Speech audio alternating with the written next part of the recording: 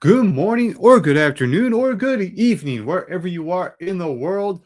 I am just Mike. You are watching and you are listening to episode number 78 of the Rock Out Wild Show, where it is not just a show, it is a way of life. Now, if you are new to this video and if you are new to this channel, be sure to hit that subscribe button down below this very video. You can also like or dislike however you want to rate this video as well. Share episode 78 of the Rock Out Wild Show on all of your social media platforms, from your Facebook, your X, your YouTube, to your Snapchat, to whatever social media site you use, what have you. Spread the word. Share this episode on all social media platforms that you own, and tell everyone about the Rock Out Wild Show and what it's all about, from your family to your friends to your coworkers to your acquaintances. Let everyone know about the Rock Out Wild Show. As you see from the title of this very episode, I will be going over an article from Collider on all Stanley Kubrick movies ranked. This comes for a request from Eddie Ibarra, so this will be his request for episode 78 in the main event. Only 2 episodes away from episode 80, and I plan on doing something special for that as well. But this is episode 78, and this is for July the 22nd, 2026. So with that said, we are also going to take a look at on this day for that very day in the world of film and television, music, wrestling, and sports. But to kick things off, for episode 78 of the Rock Out Wild Show, I'm going to react to an old movie review of mine, a movie called Furious 7. It is the 7th installment in the Fast and Furious franchise. So first thing I'm going to do is open up the webcam and say hi to everyone watching this all around the world. How are you all doing? So let's get this started, shall we? So let's present, share screen. This action might take a while for some reason. And let's go to the review. Let's share. Let's go full screen with this. And let's react. Now, before I actually hit the button to push play, I'm going to guess how many points I gave this. My guess, I gave Furious 7 88 points out of 100. That is just my guess. And the reason why I'm guessing that is because, well, for one thing, I think this is where the series should have ended after the 7th, but it doesn't. It continued. And another, Paul Walker is no longer with us, and this was one of his last movies. So I think I was very positive on this, and I think it's 88 points out of 100. I don't know. It could be off, could be exact, but we'll see. In 3, 2, 1, action. So you're probably wondering, why am I wearing a cap right now? But you see, this isn't just any cap. This is my thinking cap. Do you see that? This here is my thinking cap. Well, I surely don't need it for this one, I could tell you that. I agree.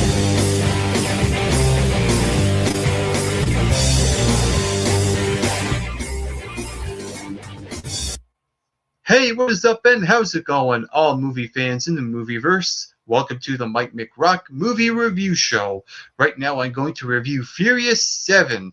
And in this movie, Shaw, who is played by Jason Statham, tracks down Toretto's team for killing his brother at the end of the last Fast and Furious movie, while Toretto and his team get help from a government operative agent, Mr. Nobody, who is played by Kurt Russell, while they track down a piece of tech to help them track down Shaw. And starring in this movie, you have Vin Diesel, Paul Walker, Jason Statham, Michelle Rodriguez, Tyrese Ludacris, Dwayne "The Rock" Johnson, and Kurt Russell. Russell. I have to say, this was a good time at the movies. It's one of those movies where you have to suspend all disbelief, just sit back and relax. A good popcorn, action-packed movie. Mm-hmm. And this movie done exactly what I thought it was going to do. And going into this movie, I had those high expectations, and my expectations were uplifted in that moment. And also, I would like to mention that this was one of my top 10 most anticipated movies going into 2015. That's right. And this movie lived up to the hype. Yes. Absolutely no question. And what I really like about this movie is that it knows it's a stupid and dumb movie. It can actually get away with it, Mm-hmm. and it's really self-aware of it. You know, it's one of those movies like Kingsman where it knows what it is. It can just pretty much do whatever it wants to do.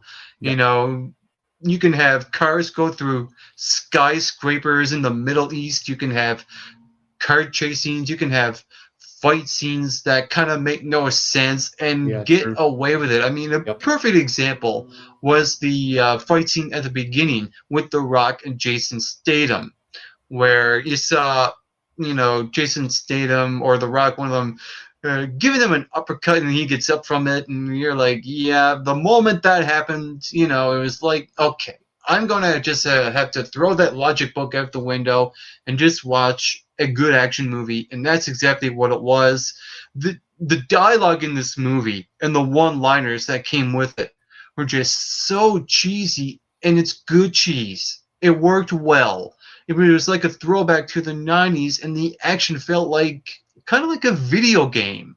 It's one of those movies where it just can't help but get soaked into the action and enjoy it without thinking too much into it.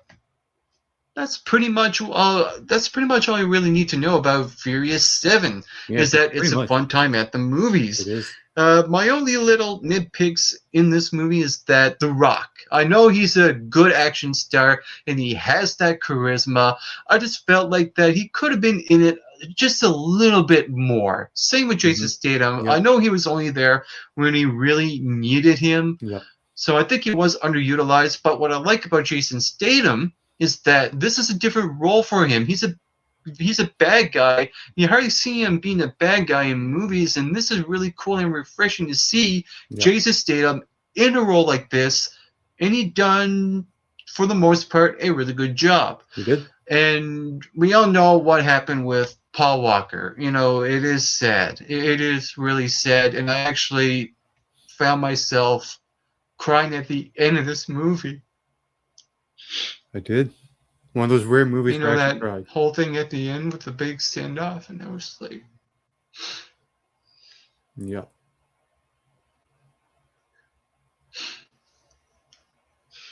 I really wish I could hug me right now. yeah, I think they really handled the whole Paul Walker thing well. I don't know if you noticed, but I actually done a quick edit there. I just broke down crying because of Paul Walker. Sometimes you could tell, Still hurts. you know, picking up on there's a it. Paul Walker CGI, and they actually use his brothers in the movie. And yes, the plot is convoluted, but I think this movie done everything they could with Paul Walker, with the unfortunate death of him, and my heart goes out to him and his friend that also died, and his family as well. And Right. I'm so glad that Brick Mansions is not Paul Walker's last movie. Yeah, I think this is the perfect send-off for Paul Walker, and I'm just going to leave it there.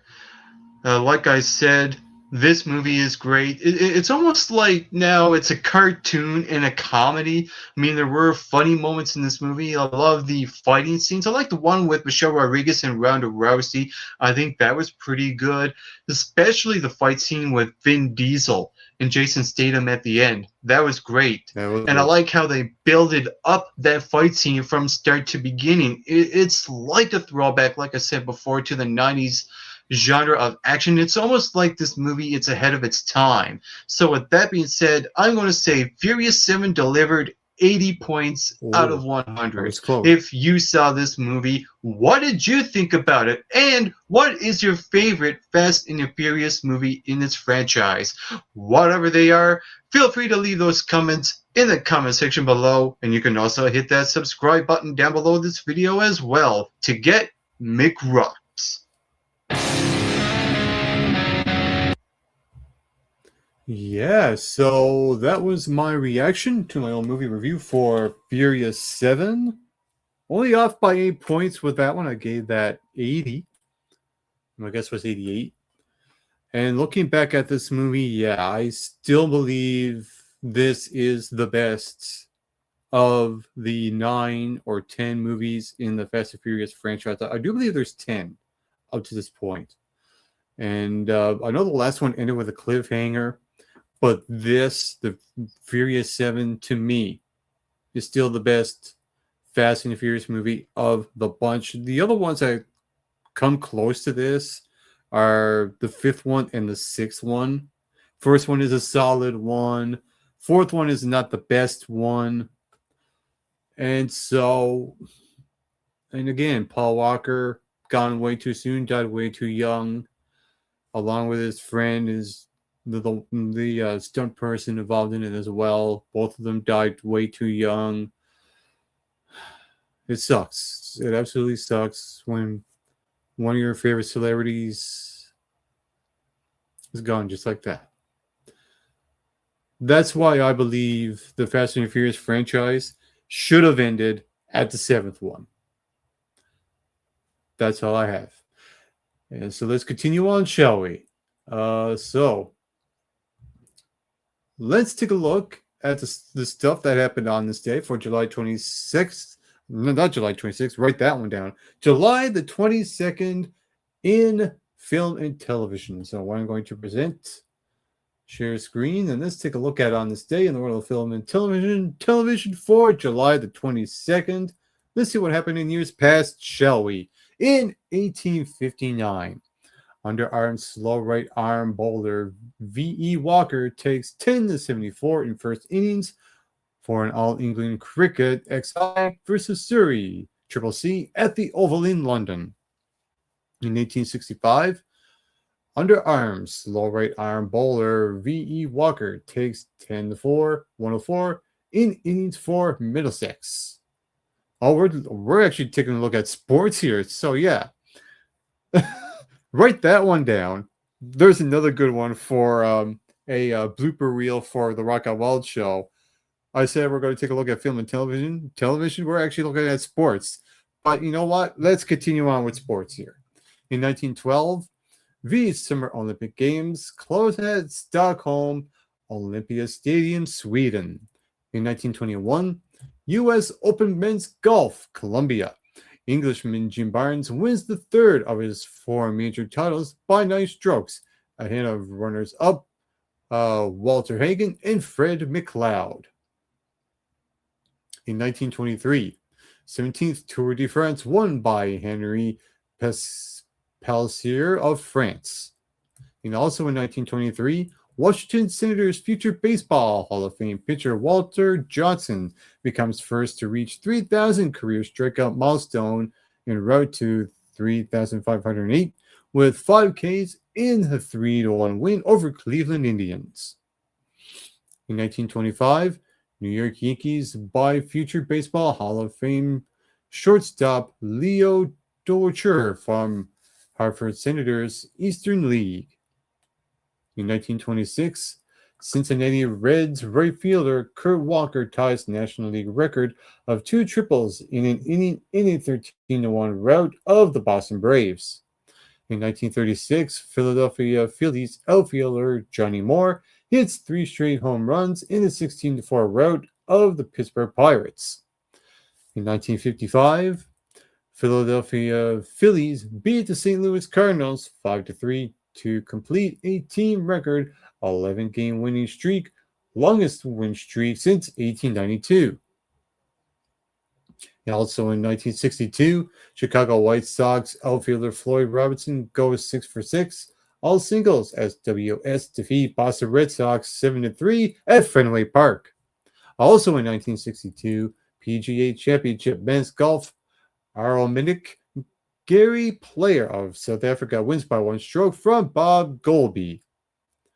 In 1963, in their second clash, Sonny Liston once again KOs Floyd Patterson in round 1 at the Convention Center, Las Vegas, to retain the World Heavyweight Boxing title. In 1967, Atlanta Braves established MLB record for number of pitchers called upon in 1 inning, 5 used in the 9th inning of 5-4 defeat to St. Louis Cardinals.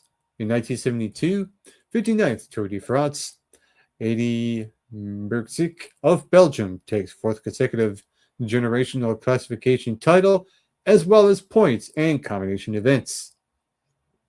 In 1973, 60th Tour de France won by Luis Ocana of Spain. Also in 73, U.S. Open Women's Golf, Worcester Susie Maxwell, Bernie wins by 5 from Gloria Earhart and Shirley Hamlin for her 3rd national title. In 1979, 66 Tour de France won by Bernard Hinault of France.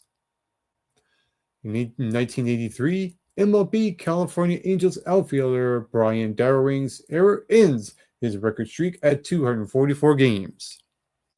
In 1984, 22nd Federation Cup Women's Tennis, Sao Paulo, Brazil, shook pair Hannah Mandlikova and Helena Savoca beats Australians Elizabeth Sayers and Wendy Turnbull 6-2 and 6-2 for a 2-1 victory. 1984, 71st Tour de France won by Laurent Fignon of France. In 84, British Open Men's Golf, St. Andrews. Steve Ballesteros of Spain wins his 2nd of 3 Open titles by 2 shots from Bernhard Langler and Tom Watson. In 1990, 77th Tour de France won by Greg LeMond of USA. Also in 1990, 90th U.S. Golf Amateur Championship won by Phil Mickelson, a legend in his own right. In 1990 also, British Open Men's Golf, St. Andrews Englishman Nick Faldo wins the 2nd of his 3 Open Championships by 5 strokes from runners-up Mark McNulty and Payne Stewart. In 1993, New York Yankees Don Mattingly hits his 200th home run. In 1994, oh, there he is again. He always pops up in sports, nothing but sports, the one, the only. In 1994, former NFL running back, broadcaster, and actor O.J. Simpson pleads absolutely 100% not guilty of murder. What jokes can we put in there again?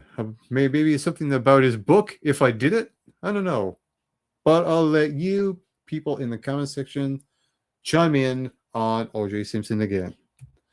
In 1994, Mariners play Red Sox as home team at Fenway as Kingdom is repaired. Also in 94, MLB pitcher Doc Gooden admits to entering Betty Ford Center in Rancho Mirage, California for substance abuse rehabilitation. In 1997, MLB Atlanta Braves pitcher Greg Maddux throws a complete game with just 78 pitches in 4-1 win over the Cubs at Wrigley Field in Chicago. In 2001, British Open Men's Golf, Royal Lytham at St. Anne's, David Duval wins his only major title by 3 shots from Nicholas Fats of Sweden. In 2007, British Open Men's Golf, Carnoustie, I think that's how you pronounce it, Irishman Padraig Harrington beats Sergio Garcia of Spain by a 1 in a 4-hole agreed playoff to claim his first major championship, first Irishman to win Open in 60 years. In 2012, 99th Tour de France won by Bradley Wiggins of Great Britain. Also in 2012, British Open Men's Golf, Royal Lytham and St. Anne's, South African Ernie Els wins his 2nd Claret Jug, 1 stroke ahead of runner-up Adam Scott of Australia. Also in 2012, Hashim Amila smashes 311 not out in South Africa's inning and 12-run first test win over England at the Oval. First South African to score a triple century in Test cricket.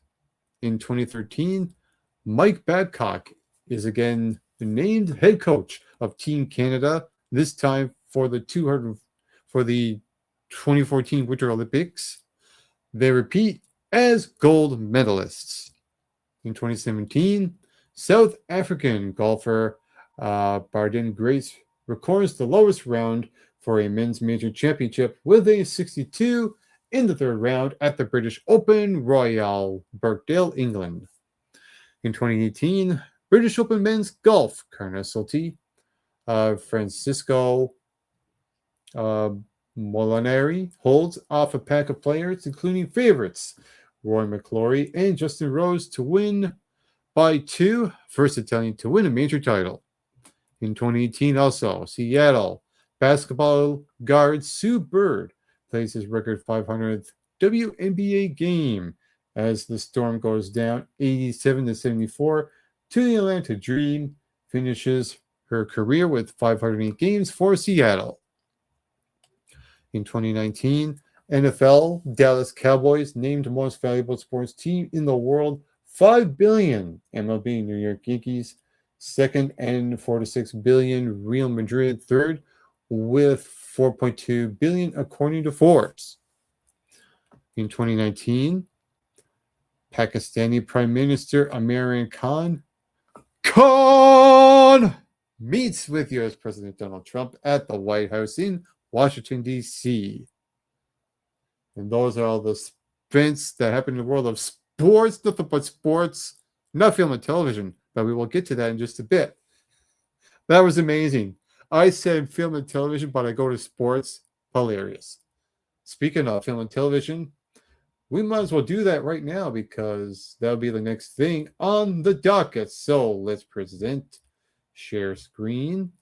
Let's take a look at on this day in the world of movies and television for July the 22nd. In 1954, WTHI TV Channel 10 in Terry Hattie IN begins broadcasting, Illinois, I do believe. In 1959, Ed Wood's cult classic Play 9 from the Outer Space, often called one of the worst films ever, premieres starring Gregory Walcott and Bela Lugosi. In 1961, WBNB TV Channel 10 in Charlotte, Amalie, Virgin Islands begins broadcasting. And we will skip that one because we already went through that. In 2004, 37th San Diego Comic-Con International opens at San Diego Convention Center.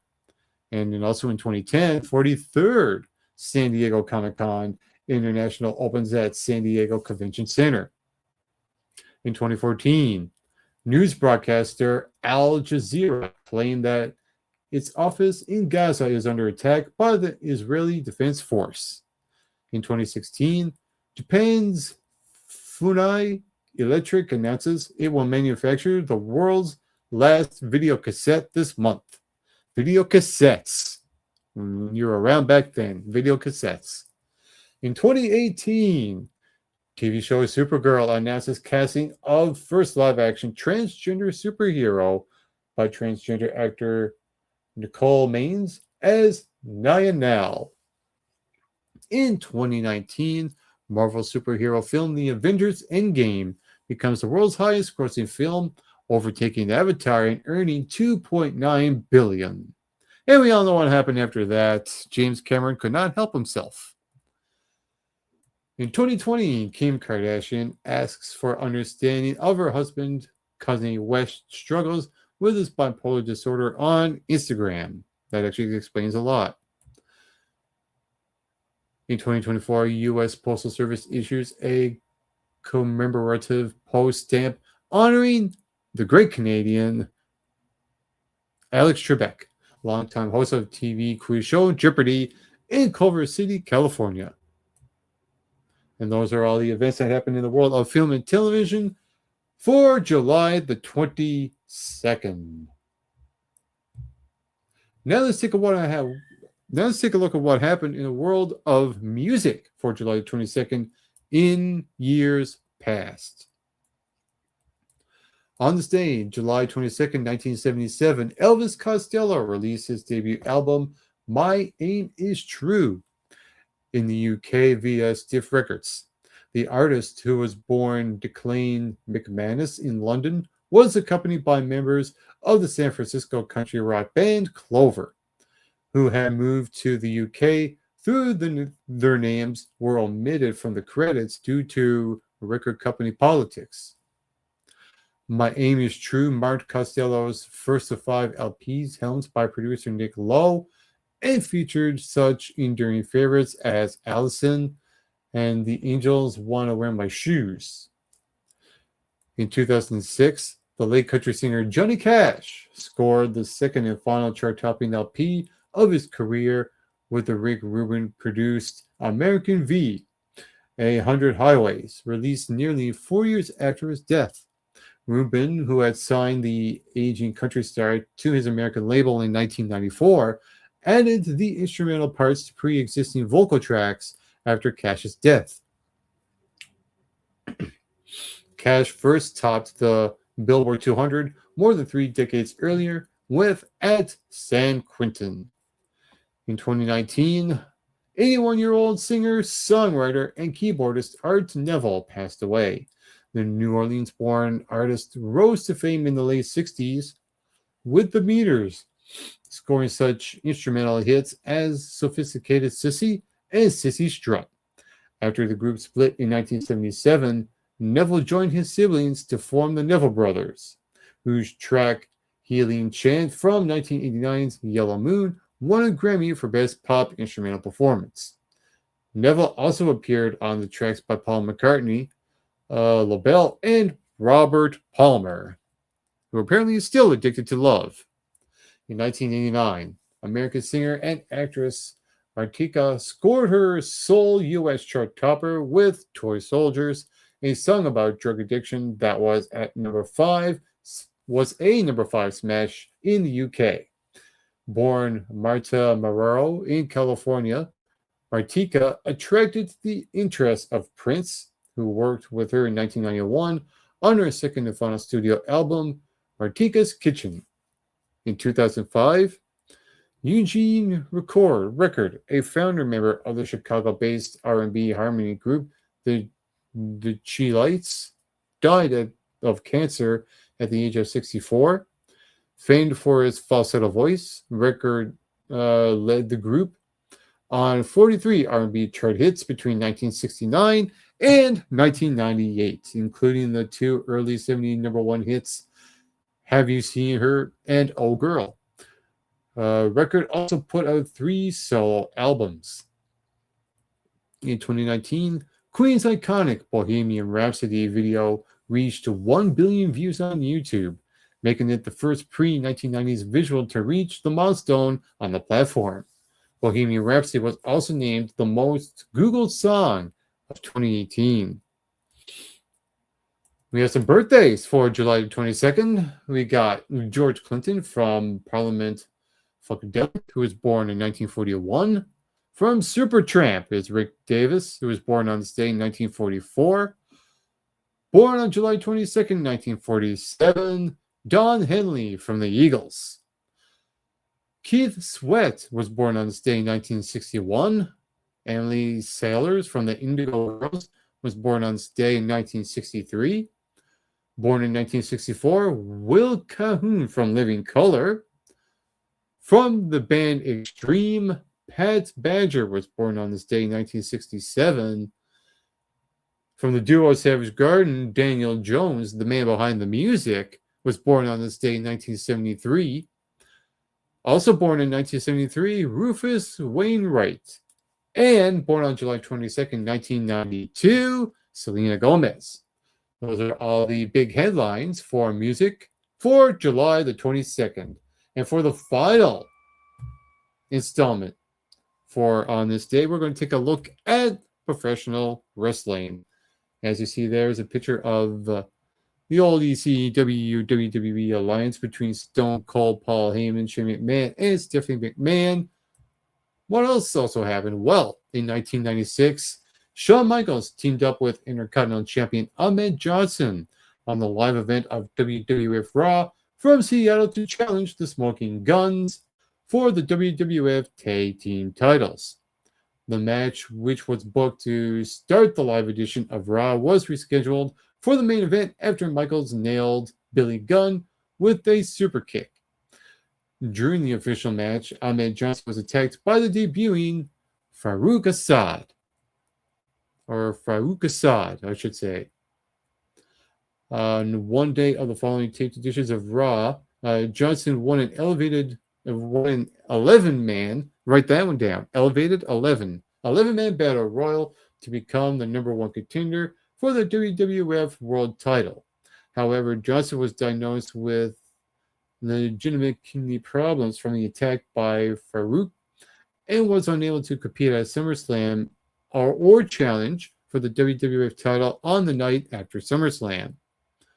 On other notable matchups from this setting of tapings included Stone Cold Steve Austin and The Undertaker fighting to a no contest, Vader defeating Mark Merrow, Bryan Adams returning as Crush in a new shoot kayfabe former convict gimmick, and I can't refresh that. What in the world just happened? No, I cannot refresh.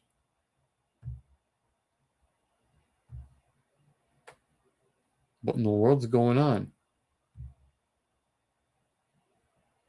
Okay, that just happened. I think we are going to skip that and go to the main event because that just completely bombed. And we're just going to go to the main event here. So I'm going to present share screen. Sorry about that, everyone. That's the first time that ever happened where a website actually crashed. It sucks, I know, but I'm going to continue this moving forward. And I'm going to jump right to the main event here because this is what episode 78 is all about here. This episode is about a great film director for many, many decades, Stanley Kubrick. And it says here that Stanley Kubrick is easily one of the greatest filmmakers in history. Kubrick's sharp social satire, untraditional framing techniques, and complex storylines distinguished him as a maverick director whose style have been replicated and repeated. Kubrick's films are worthy of heavy discussion, and their meaning continues to be a subject of debate among cinephiles. The use of surrealism, game-changing visual effects, and shockingly controversial material allowed him to stand out in the golden age of Hollywood, which saw the rise of many acclaimed filmmakers. A notorious perfectionist, Kubrick poured extensive detail into his productions and is meticulous.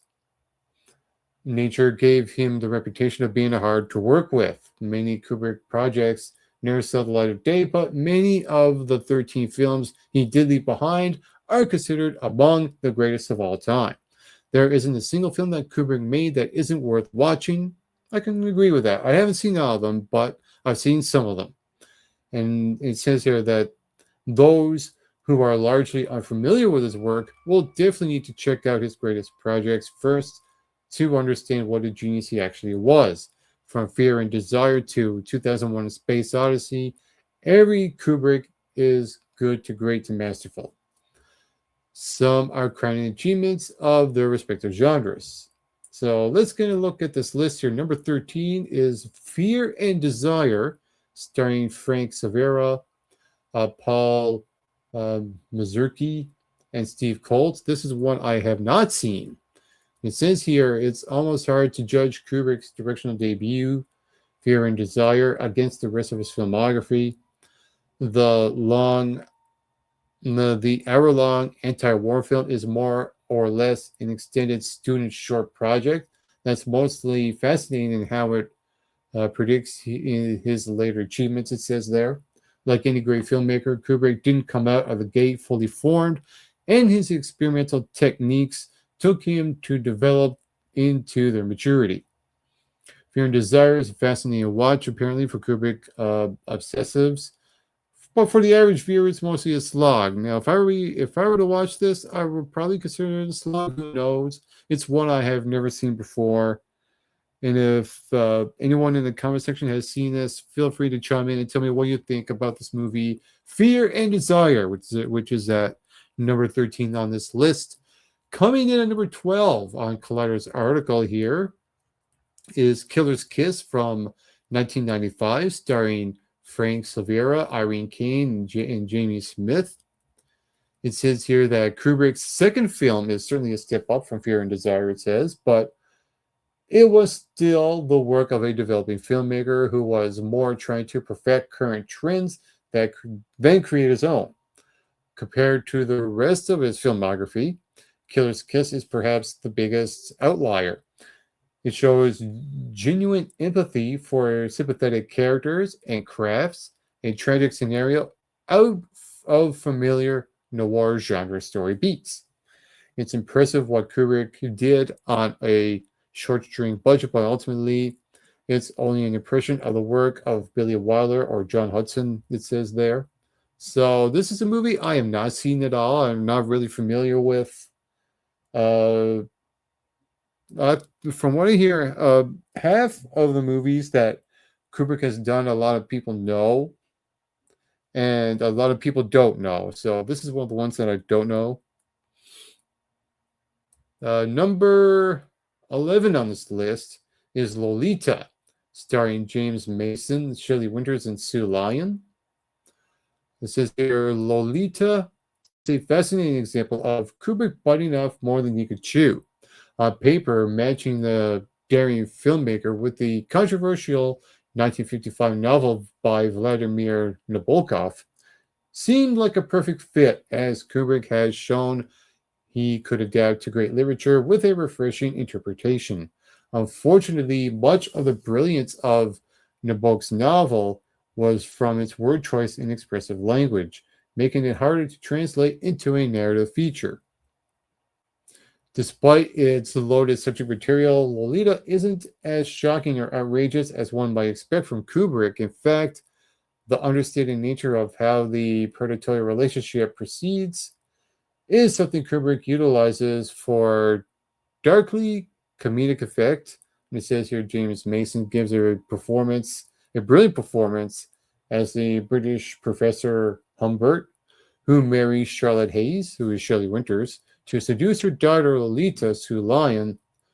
Of all Kubrick's films, Lolita is one of the least justified in epic is the one that least justifies an epic runtime, but for what it's worth, it's a personal favorite of the great David Lynch, who's another great director as well.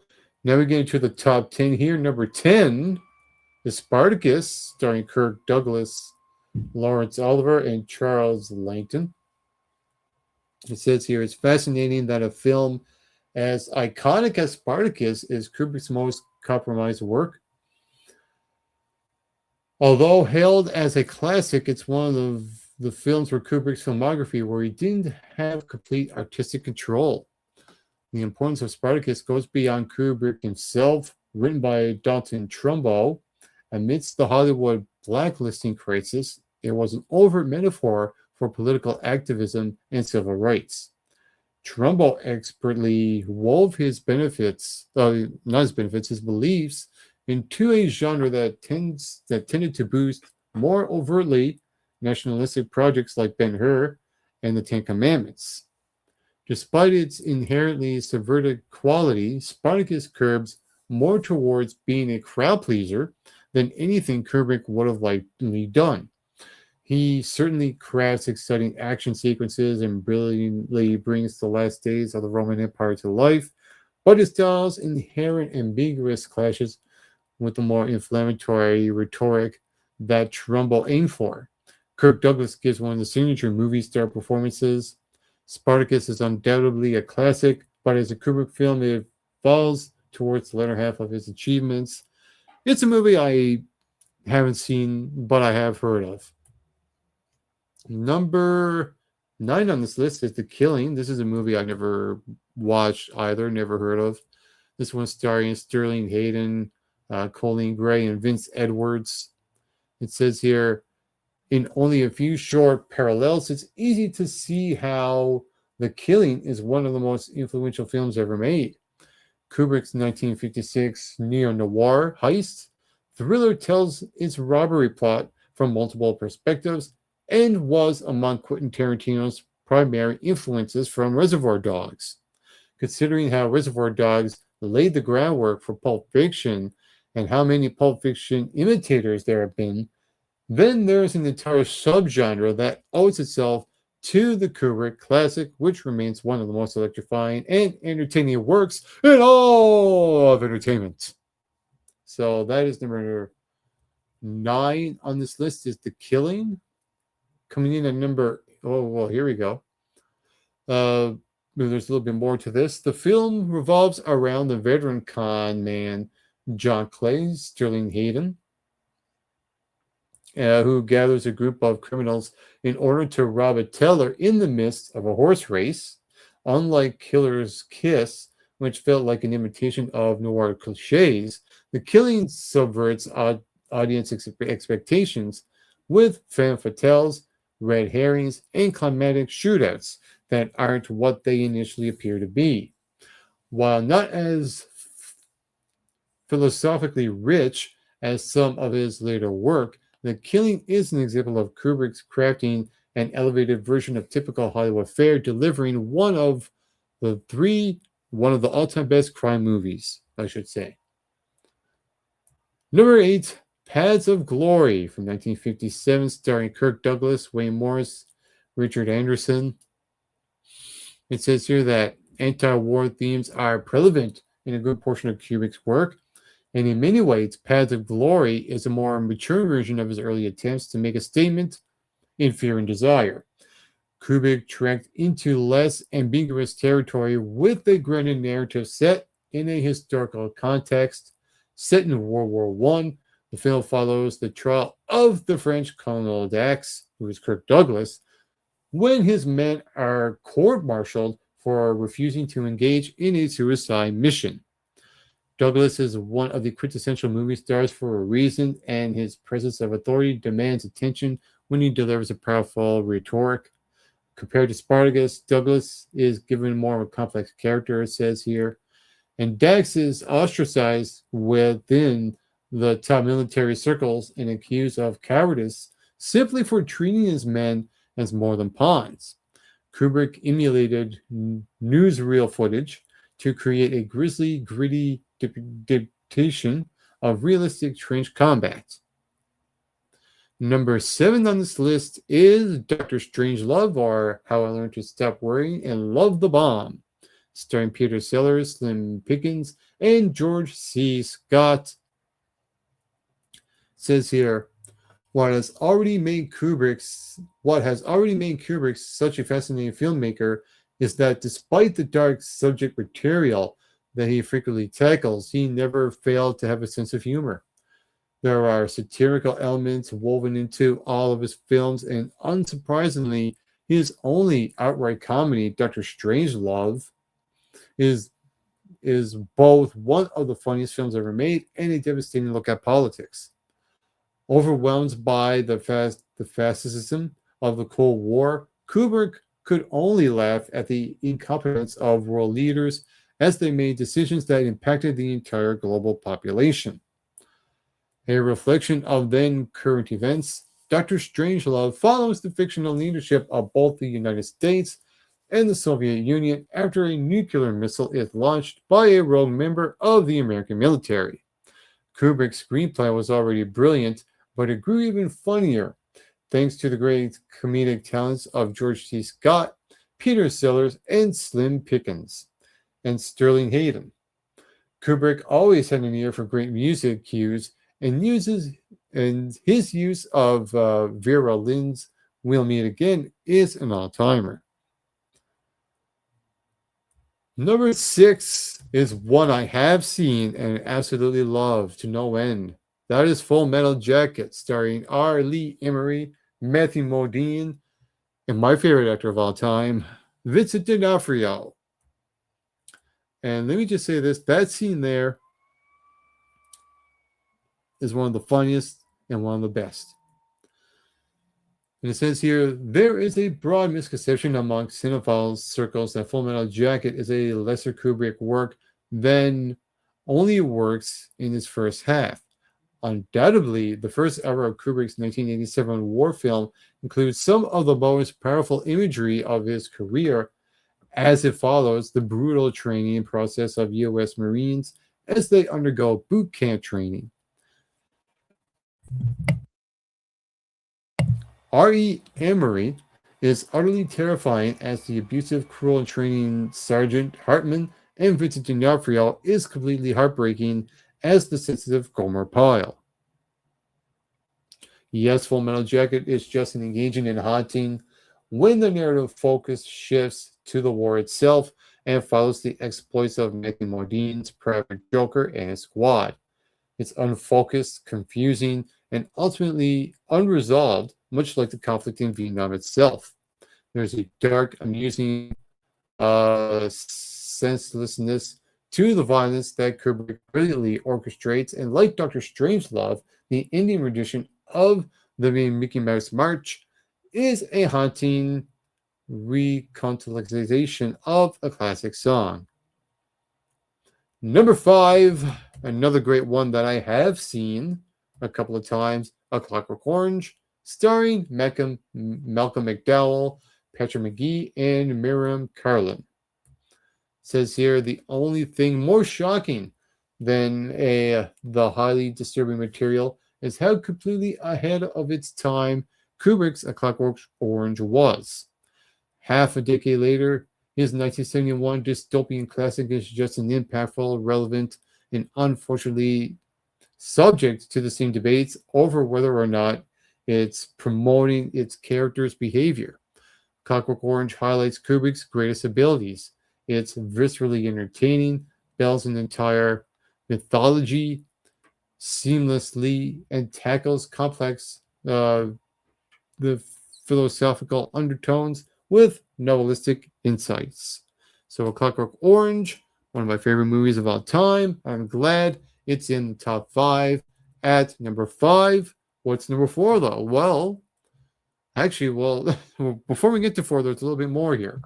Kubrick's adaptation of the novel by Anthony Burgess tackled behaviorism, youth culture, and perpetual violence in a way that's critical of both adolescent ignorance and societal conditioning. Set in a dystopian urban version of Great Britain, the narrative focuses on a young man, Alex, who is Malcolm McDowell, and his gang as they RAPE, pillage, and torture, and are later focused into a government behavior conditioning program. It's impossible to define A Clockwork Orange as just one genre. Kubrick has transcended perfecting other categories and created a frighteningly original singular work. So I agree with The Clockwork Orange being all the way up there. This is one I never heard of. At number 4 on this list, Barry Lyndon from 1975, starring Ryan O'Neal, Patrick McGee, and Gary Hamilton. It says here, it goes without saying that Barry Lyndon is one of the most beautiful looking movies ever made. Rarely will one find a 3-hour movie that is this entertaining. Barry Lyndon sees Kubrick's lampooning the self-seriousness of the cinematic epic with a titular character that's selfish, repugnant, and genuinely unlikable. Ryan O'Neal crafts one of the most complex film characters of all time. Barry is infatuated with his cousin and, after a violent duel, flees on a series of misadventures that see him ascribing loyalty to various nations and militaries. It was a different type of anti-war film that chronicles the 7-Year War of the 18th century from an unusual perspective, and the beauty of Kubrick's natural lighting and John Alcott's gorgeous landscapes contrast with the lurid material. Utilizing a chaptered approach, Kubrick sets the stage for a climatic duel between Barry and his son. So that's a number 4. At number 3, somehow this movie managed to work its way at number 3 on Collider's list here. Eyes Wide Shut, starring Cha-Ching, Tom Cruise, Nicole Kidman, and Todd Field. This was actually Kubrick's last movie, if you didn't know. It says, leave it to Kubrick to create the most anxiety including Christmas movie ever made. Inducing, I should say. Write that one down. I botched that twice. The most anxiety-inducing Christmas movie ever made. Kubrick's final film preyed on material anxieties amidst a holiday season that subverts the festive decorations of modern New York into a nightmarish prison. How much of the tension between Dr. Bill Harford and his wife Alice stems from actual conflicts between Tom Cruise and Nicole Kidman is unclear, but Kubrick has rarely been more astute in his depiction of toxic masculinity. Eyes Wide Shut is a masterwork of paranoia. Even as he spouts sexist jargon, Bill's perspective is shared with the viewer as they're both drawn into the mystery of a secret sexual society that goes to great lengths to silence outsiders. Kubrick's notorious attention to detail has caused many to label him as obsessive, and yet Eyes Wide Shut is a film about the nature of obsession itself. So that's where the movie Obsession got its gimmick from. I'm just saying there's a bit of influence there. Let's continue on though.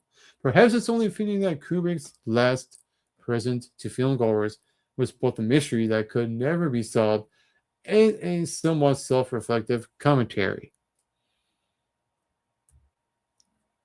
Number 2 on Stanley Kubrick's best films, according to Collider here, The Shining, starring Jack Nicholson, Shelley Duvall, and Danny Lloyd. I know this movie all too well. It's one of the great horror movies ever made and one of the best films of all time as well. It says here, Kubrick is a filmmaker who works in extremes. And finally, The Shining is about descending into madness, forcing the viewer to undergo the same designation to reason. It's not hard to see why Stephen King remains unsatisfied with Kubrick's version, because there's nothing about the film that aligns with the rules or building a greater mythology. The Overlook, like the mind of Jack Torrance himself, can be examined and labeled but never truly explained. It's obvious to state that The Shining is at least one of, if not the greatest horror film ever made. I just said that not too long ago. And it remains impressive that a film that boosts such rich subtext remains as virtually scary on a primal level. The idiosyncratic visual choices are so effective at dueling the scenes that the scares are even more powerful. And Kubrick has rarely gotten a performance from an actor as captivating as Jack Nicholson's brilliant work. The notorious on-set difficulties and subsequent conspiracy theories that make The Shining just as fascinating 4 decades later. But the number 1 Stanley Kubrick film on Collider's list, and I agree with this 100%, is 2001: A Space Odyssey from 1968, starring Keir Dullea, Guy Lockwood, and Douglas Rain. To me, this is the single greatest science fiction movie of all time. And it says here, one of the greatest achievements in film history, 2001: A Space Odyssey, was such a game changer that it's hard to summarize the extent of its influence. It's both a vision of the future and a window into the past, a criticism of technological overbearing, and an insight into the search for a creator, and a richly metaphorical text that is still engaging as an outer space adventure, I should say. There are classic films that demand respect for their achievements at a specific time and era, but 2001: A Space Odyssey still invites awe into how Kubrick pulled it all off. The technical innovations of 2001: A Space Odyssey laid the groundwork for nearly all modern de- de- depictions of space travel. It's even more impressive considering the film was released a full year before Apollo 11 moon landing, and much of 2001 ended up predicting future scientific achievements. Kubrick played with the biggest thematic scope of his career, drawing parallels between evolution, artificial intelligence, and exploration. There's a core thesis to his allusions, but like his best work, Kubrick's 2001 continues to spark disclosure and analysis. I mean, when you think about 2001: A Space Odyssey, you think about that opening intro, the music, the ape beating on the skeletons, and you're going into that um, that obelisk, that item that all the characters are trying to figure out what the heck is going on, and you get the big giant baby at the end of it. The whole mind bendy stuff as well, the lights, the visuals. To me, 2001: A Space Odyssey is science fiction at its very best. It's way ahead of its time. I would also put that as my number one favorite Kubrick movie, and I haven't seen all of them. I would definitely like to check out all of Kubrick's films after reading this article. So that was Collider's list of all of Stanley Kubrick's films ranked from 13 to number 1. And this has been episode number 78 of The Rock Out Wild Show. I'm going to leave you all with a quote from Perspective of the Day, and it goes something like this. There is a surprising freedom in not needing everyone to recognize your strengths. When people underestimate you, they often reveal more about their assumptions than your abilities. You don't have to rush to prove anyone wrong. Let your actions speak over time. Stay focused on your goals instead of someone else's opinion. Success has a way of introducing itself without any announcement. Sometimes the greatest satisfaction comes from quietly becoming everything they never expected. I am your host, Just Mike. This has been episode number 78 of the Rock Out Wild Show. And on a final note to all of you watching and listening to this all around the world, get plenty of rest and always do your best.